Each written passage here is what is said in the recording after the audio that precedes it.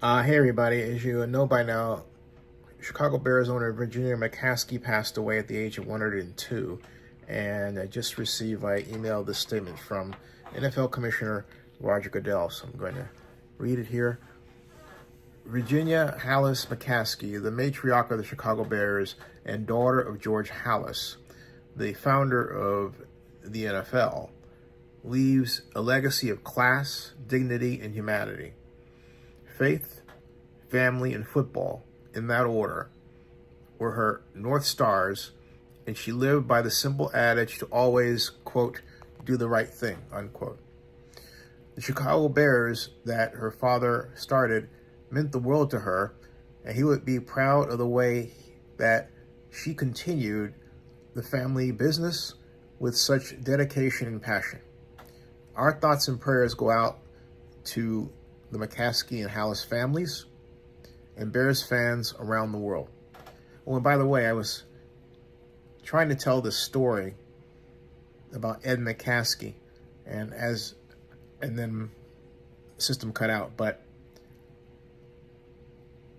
as some of you know, I headed the effort to bring the Super Bowl to Oakland in the year 2000 for the 2005 game. We lost to Jacksonville. But during the period of the bid and for our presentation, I partnered with GMO Hill Holiday to have Palm Pilots made for each NFL owner. And so I had to box the whole kit and caboodle of 32 of them for shipment down to what was supposed to be the Hyatt Regency Atlanta. Instead, they didn't go there. They wound up at the Georgia Dome. How? I don't know.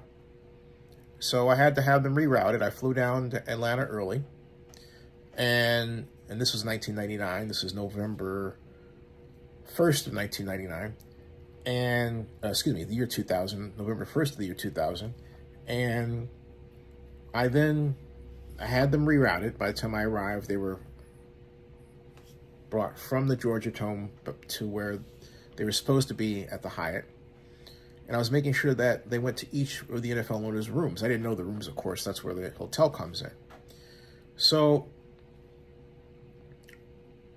as I'm making sure that in going through the list that each owner's gotten their box, or at least it was in their room, none other than Ed McCaskey comes over. And I introduced myself because he doesn't know who I am from Shinola. And he said, and Ed's a tall guy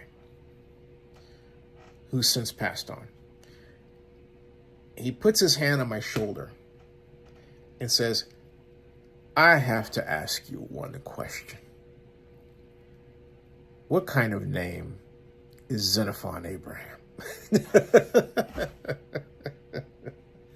and since the best thing I like to talk about other than my mom is me, I was only too happy to tell him that it was based on Xenophon, the Greek historian, warrior, and philosopher who lived from 445 to 495 BC and fought in the Trojan Wars. And I said, I didn't do either of those.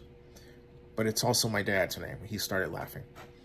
But what got me about that moment, the reason I recited, is because in the middle of the chaos that I was going through, Mr. McCaskey was kind enough to basically add some levity, because at the time I was not happy with the hotel. I wasn't yelling or anything, but it was tense. And he happened to show up to register.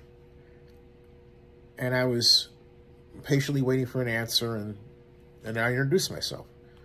And he met the moment. He knew the right thing to say at the right thing at the time to basically crack me up.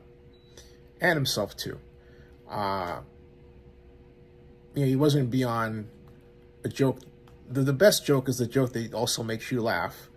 Not so much that you laugh at your own jokes, but it's a matter of connecting. And Mr. McCaskey knew how to do that. And so did his wife, who I had the pleasure of meeting as well. So